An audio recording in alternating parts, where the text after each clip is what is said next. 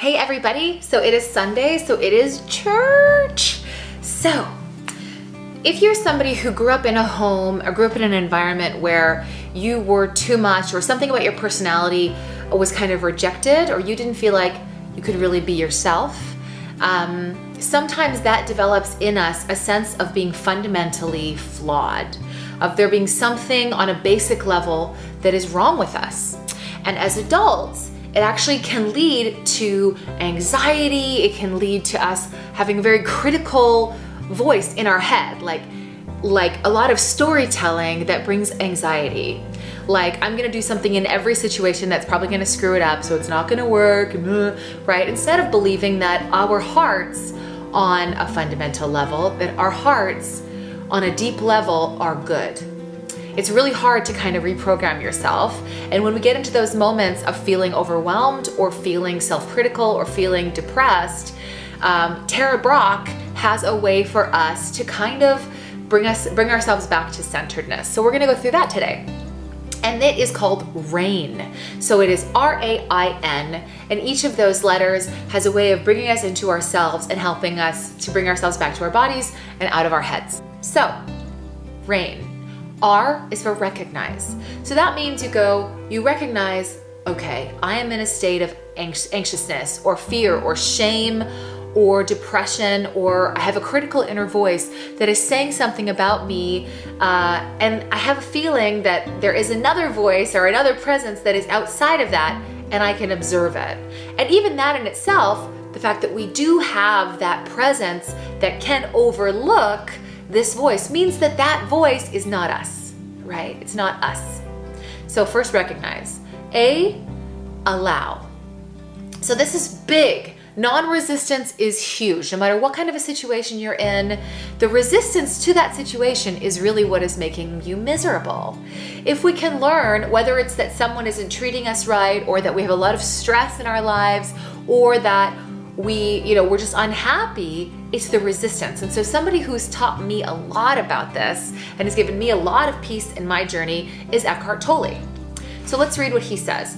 Eckhart Tolle says, "To offer no resistance to life is to be in a state of grace, ease, and lightness. This state is then no longer dependent upon things being in a certain way, good or bad. It seems almost paradoxical, yet when your inner dependency on form is gone, the general condition of your life, the outer forms, tend to improve greatly. Things, people, or conditions that you thought you needed for your happiness now come to you with no struggle or effort on your part, and you are free to enjoy and appreciate them while they last. All those things, of course, will still pass away, cycles will come and go, but with dependency gone, there is no fear of loss anymore. Life flows with ease." Isn't that what we all want, is ease, right? And even when you meet somebody and you think, this is so amazing, oh my gosh, like I really could love this person, this is so cool. As soon as you think, okay, I have to resist this being over, that seems to be when you actually kill it. Instead of just being like, can I surrender to the fact that I'm in a really wonderful place right now? And in the same way, if things are really hard for you, can I surrender to the fact that right now things are hard? And have some faith, without telling a story about it, have some faith that this is a cycle, and I know and I trust that this will end at some point, right? Eckhart Tolle also says, "The greatest difficulty is the mental resistance to things that arise and the underlying assumption that they should not." So as soon as you say, this shouldn't be happening to me, or you have your ego kind of gets involved and you have a sense of entitlement about things, that is when whatever it is actually makes you miserable, right? If you can go not resist it and stop and kind of calm that voice, I think that is when you become just a vessel and life can flow through you. And I also think that more positive things will come if you can say, I'm in a season right now that is hard. and it's okay. And maybe go internal with some affirmations, right? I think I'm gonna talk about affirmations next week. I know it sounds really like, ooh, whatever, but it really helps. And if you're somebody who has a really fast mind and is really emotional, or both, like me, then it actually is really helpful to have these tools to calm things down and bring you back into your body. Okay, so that's R-A, now I, investigate, which means with curiosity and kindness to go, where is this coming from? What is the underlying reason that this may be happening? Why do I feel like I'm about to really screw this up, or like I can't trust myself in social situations? Is it because when I was a kid, I was always told to be quiet? Is it because when I was a kid, I was always told that my tears were not acceptable, or that my, gregarious personality was too much and I needed to be quiet? Just to investigate, not in a way that's blaming or really negative, but is there maybe an inner child part of me that is really hurting and that brings me to this place of fear or shame or anxiety, or was there some past pattern that maybe has brought me to this place? So R-A-I, now N is nurture. This is something we seem to have a hard time doing, is taking the time for self-compassion and to say, what does that voice that is so self-critical because it's hurt or afraid, what does that voice really need to hear from me? As the adult that I am now, as the person who's done all of this work now, what can I, as the adult, say? What kind of light can I shed on this hardship, on this struggle that is happening inside of me? So maybe it's imagining yourself on a beach with that little curly-haired brat that you were, like for me, when I was little, and letting her be exactly who she is and saying to her, what you are is good. Who you are is good. Your personality is beautiful. Your tears, your vulnerability, your soft heart is beautiful. How can we educate that voice of fear, which is a voice from the past, from past experience, so that there can be comfort, and then breathe through it together and be able to come out the other side? I really think that non-resistance is the key here.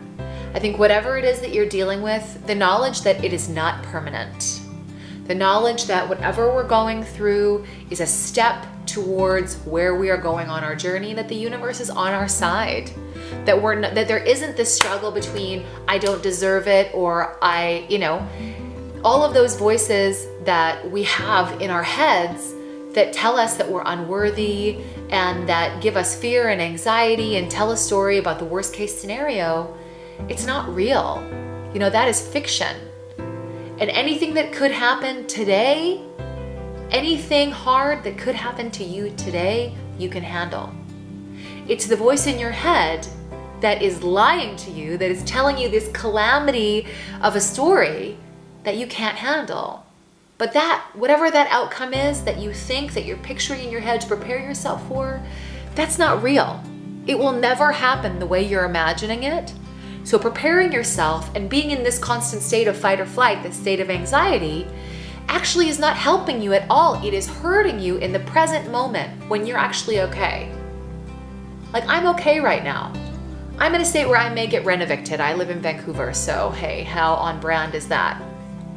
And either I can sit here in my lovely apartment on Main Street, where I love it, and think, I'm gonna get rent evicted, and what am I gonna do? And I have a lot of furniture, is this gonna fit?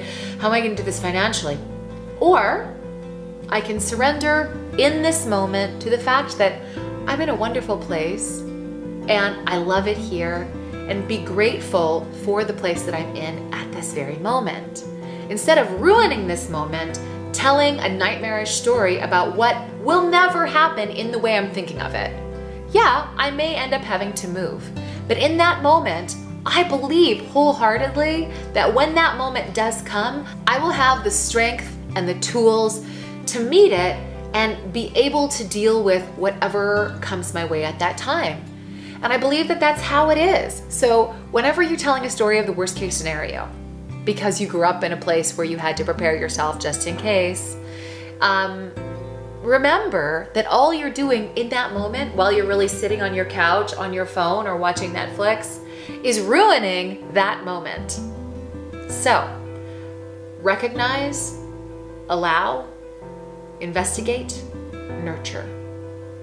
And it is important. You are good.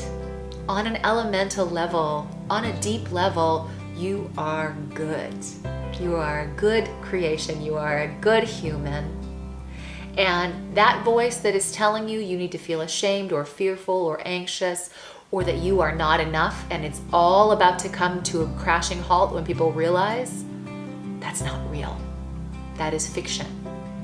So I encourage you to go through these steps, find yourself back into your body, and find a way to get past all of that garbage so that you can love yourself, because you are worthy of that. All right. That brings us to the end of church. If only every church was like 8 minutes long. Anyway, if you love the content, it feels gauche in these episodes to ask you to subscribe, but I would, just so that you know when I'm back.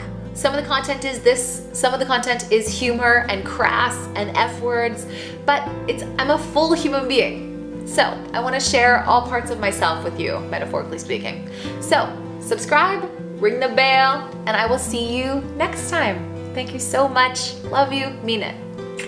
Happy Sunday.